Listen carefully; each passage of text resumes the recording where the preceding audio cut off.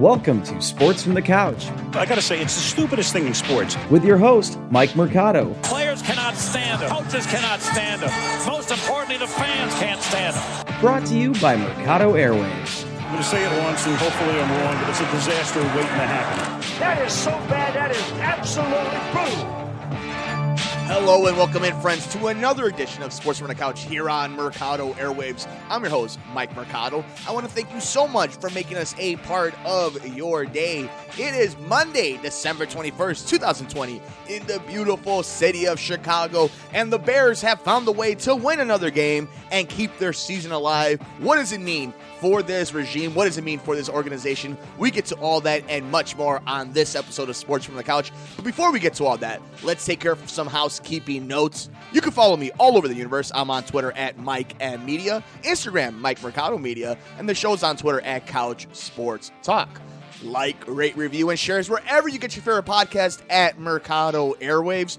Become a producer of the network at patreon.com/Mercado Airwaves, the home to our interviews with athletes and celebrities that you can get ad-free and before anybody else. That's patreon.com/Mercado Airwaves. It is the holiday season, my friends. Get some awesome swag at teespring.com/Mercado Airwaves.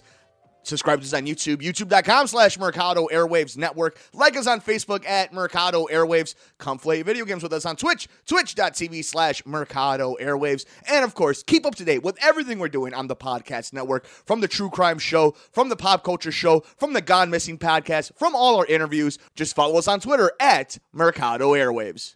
Game 3 for 3 now, Trubisky, and throwing again, but the pressure is on. He dumps it off, and into the end zone is Darnell Mooney, and that's a Chicago Bear touchdown.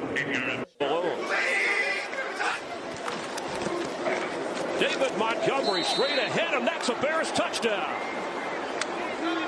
And the Bears on a first down from the 14 of Minnesota, trying to get more. It's Montgomery who has a hole. Montgomery to the end zone. What a run for the Bears, and a touchdown.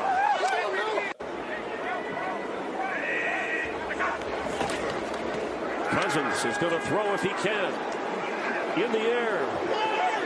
And the Bears defense does it again. And this is typically the time where defenders kind of have their way. 7 defensive backs for the Bears.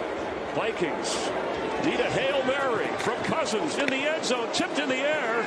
And intercepted. Sherrick McManus. And the Bears have sealed it. Alrighty, friends, let's break this bad boy down as the Chicago Bears beat the Minnesota Vikings 33-27 in Minnesota, getting the record to 7-7. The Vikings dropping to 6-8. The Bears are looking from the outside in the NFC playoffs. The Arizona Cardinals are a game ahead of them and in that final 7th seed. So let's talk about this game, guys. I mean, what do we unwrap about these last 3 games? I mean, first of all, let's give credit where credit's due. They have scored 30 or more points in the last 3 games. I mean, you got to give credit to Mitch Trubisky, to Bill Lazor, and Matt Nagy for getting this thing okay, at the very least. We have to put the caveat that they were beating bad teams. Okay, but here's the interesting thing about the NFL. They're all bad teams. They're all good teams. They're all the same. How many great elite teams are there in the NFL? We just saw the LA Rams lay an egg against the Jets. Somebody lost to Jacksonville. I think it was Tennessee in the beginning of the season. The whole point is the NFL has this discrepancy of talent where it's all right there. There is a competitive nature to the NFL where all these teams are just razor thin from each other. So the Bears win this game.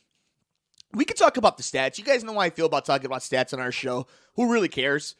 But to indulge, 397 total yards for the Bears, 407 for the Vikings, 199 rushing yards for the Chicago Bears. I mean, David Montgomery had himself a game. Who would have thunk it? Who would have freaking thunk it, guys? But 199 rushing yards, 158 for the Vikings. I mean, Dalvin Cook is a man. Honestly, like he was going to get his. But let's talk about what this means. Look, I think as a Bears fan, let's say all you are is a Bears fan. You go to the games on Sunday, you watch the games on Sunday, you tailgate, you have the jerseys. Have fun game to game. Is it frustrating? Yeah. Let me be frustrated and be mad and call them out for the fact that they're probably going to finish at least 8-8, maybe 9-7. Going to probably miss the playoffs, and they're going to run this whole thing back. Now, there is a way to look at this if you want to be a critical thinker. This team is close to making the playoffs. Yeah, you're right. In 2020, when there's an extra seed, let's say it wasn't the COVID season. This team is pretty far back from being any type of relevancy, from being in that in the hunts picture that we all love seeing on CBS and Fox. So there's a lot of really interesting things we have to break down throughout this entire season. And when we put an end to this Bears regime, or at least this campaign, I should say, of this season, because I don't know if the regime is going to be over with, I can see them convincing themselves to run this back. Here's the thing, though. Mitch has earned himself a few bucks. Because while, is he the best quarterback in the league? No, he wasn't the best quarterback in his draft. But, you have to acknowledge facts. There were a lot of people that had him higher in the draft board. Does that mean the Bears should have drafted him instead of Deshaun? No. That was still the wrong decision. It could still be the wrong decision. It will always be the wrong decision. But he's still better than, I think, any quarterback coming out right now, including Trevor Lawrence. Now, that might seem blasphemous coming from somebody who doesn't watch a lot of college football. But if you're the Bears, do you think this is a better team all of a sudden because Trevor's on your team? I mean, poor Lawrence, he's going to end up in Jacksonville, or even worse, for the Jets. They might have screwed themselves over on that end. So what does it mean? You beat a bad team in Minnesota. You should. But it makes other losses this season, including that Detroit loss, so much more frustrating. Because here's something that nobody wants to tell you guys. The NFL is hard. It's hard to win a Super Bowl. It's not hard to win 10 games. Showing up is half the battle. Doing the right things, being healthy, not making dumb plays. You win a lot of games in the NFL. So it's frustrating when this team lost a lot of games because of its defense. Not saying not because the offense is part of what ended up happening and why they get tired and why they make mistakes. But it was your linchpin that got you in this position. Okay, now you're here. Now what? I've been telling you guys from the beginning, I don't know if there was ever a guaranteed, even coming off of the Detroit and Green Bay games, that people were going to lose their jobs. And I'm not an advocate for losing their jobs, especially for guys that I've only heard good things about Mitchell Trubisky behind the scenes. So I'm not rooting for that. But I've been saying it since those two games happened. These players, this regime, this head coach, this GM, this quarterback are playing for their livelihood, are playing for their futures. So you're going to see them do things that maybe they should have done at the beginning of the season. And maybe it's very frustrating. Mitch has been saying, this is the kind of offense I wanted to play. And maybe Matt Nagy was a little too smart for the guy in the room to say, no, it's going to work. I want to run this. I've waited my time. We're going to implement this. And now that everything is on the line and you got to throw everything against the wall, they finally got him in a moving pocket, running the ball with the guy that you know you should be running the ball with. And to be fair, that offensive line has been playing way better these last few weeks than they were in the beginning of the season. There's so many things we could talk about. That's not just about this specific game. How good is this team without Mitch Trubisky being benched for Nick Foles? Well, they obviously weren't good in that Atlanta game. So, you could take one and leave one and whatever, right? The weird science of sports. But what I don't know and what I don't understand is how they were willing to just give up on Mitch. Not play him. It's one thing to be benched and to play Foles and think he's going to run it better. But to be so quick to be like, well, I want to run this offense, so bunk this guy. We're going to bring in Nick Foles. And being so stubborn to not want to make a switch, to not even humor people on making the switch. I don't think Mitch Trubisky is going to make this Bears team a Super Bowl team. But you didn't turn every rock. And you got comfortable and you made decisions that were comfortable for you. And now that we're at this point where everybody's heading to the guillotine, we're starting to see stuff that maybe it would have worked early on the season. I don't know how much Mitch grew in those weeks that he was on the bench for Nick Foles. How much he learned. How much that affected his career moving forward. But now you got this game against Jacksonville. Get to 8-7. At least finish the season 500. That's where you're promising yourself in COVID. The craziest of all seasons. And you hope Green Bay finds a way to win next week. I know, Bears fans, that's hard, but if you want to see this team make the playoffs, you don't want them going into the last week of the season with anything to play for. Even if Aaron Rodgers is maybe in the MVP conversation. The Chicago Bears, even with all this nonsense, are in the playoff hunt. And I don't know if that's good or bad for the organization, because in the NFL, all you want is a bite at the apple. So if you get in the playoffs, maybe you can honestly do something. But more likely than not, you're not betting this team to win a Super Bowl. So you're doing the same thing over and over again. And it doesn't change the fact of all the things they did wrong heading into the season, that they've done wrong during the season. A good win is a good win in the National Football League.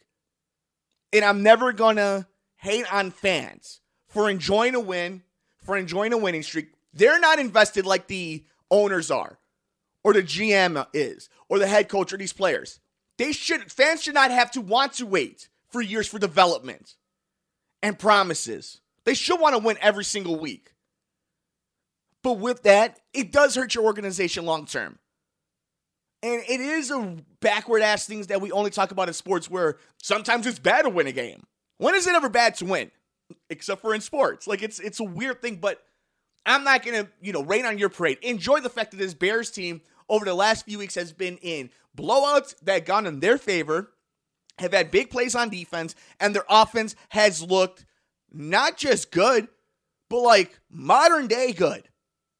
And the guy that was picked over Patrick Mahomes and, more importantly, Deshaun Watson is balling out. I'm not going to tell you to not enjoy that. I say embrace it. The hell with all of us saying they should lose, that it's important they should lose, that they're all gone anyway. Let us worry about that. Enjoy the fact that this team showed up the way they did. Enjoy the fact that in 2020, on December 21st, heading into Christmas, the Chicago Bears theoretically are still in, and mathematically, are still in a playoff hunt. Still have a chance to make a run at a Super Bowl. As crazy as that may sound, all the mess that has happened, all the drama could still end in a fairy tale for the city. But let guys like me more live with the cynicism of they still don't have that deep of a roster. Their defense has been breaking a lot. Their quarterback isn't that good. Their play calling is suspect. Their GM hasn't had a good track record of building this roster. But a good win is a good win. And you got to give him credit for what it is. Give the ball more to David Montgomery. I want to see what Mitch does if he continues developing. But I feel more than ever that if this team finds a way to finish 500 or 9-7 and in the playoffs, everybody's coming back. Let me know your thoughts on Twitter. I'm on Twitter at Mike M Media. Instagram, Mike Mercado Media. The show's on Twitter at Couch Sports Talk. The Chicago Bears beat the Minnesota Vikings 33-27, getting their record to 7-7 and staying in the NFC playoff hunt. That'll do it for this edition of Sports from the Couch here on Mercado Airwaves. Thank you so much for making us a part of your day. Don't forget, you can follow us all over the universe. You can follow me all over the universe. I'm on Twitter at Mike M Media, Instagram, Mike Mercado Media, and the show's on Twitter at Couch Sports Talk. Like, rate, review, and shares wherever you get your favorite podcast at Mercado Airwaves. Become a producer of the network at patreon.com/Mercado Airwaves. The home to our interviews with athletes and celebrities that you can get ad-free and before anybody else. That's patreon.com/Mercado Airwaves. It is the holiday season, my friends. Get some awesome swag at teespring.com/Mercado Airwaves. Subscribe to us on YouTube, youtube.com/Mercado Airwaves Network. Like us on Facebook at Mercado Airwaves. Come play video games with us on Twitch, twitch.tv/Mercado Airwaves. And of course, keep up to date with everything we're doing on the podcast network, from the True Crime Show, from the Pop Culture Show, from the Gone Missing podcast, from all our interviews. Just follow us on Twitter at Mercado Airwaves. Enjoy your week. Enjoy all the games. Take care of yourself. Take care of each other. We will see you next time here on Sports from the Couch on the Mercado Airwaves Network. I'm Mike Mercado.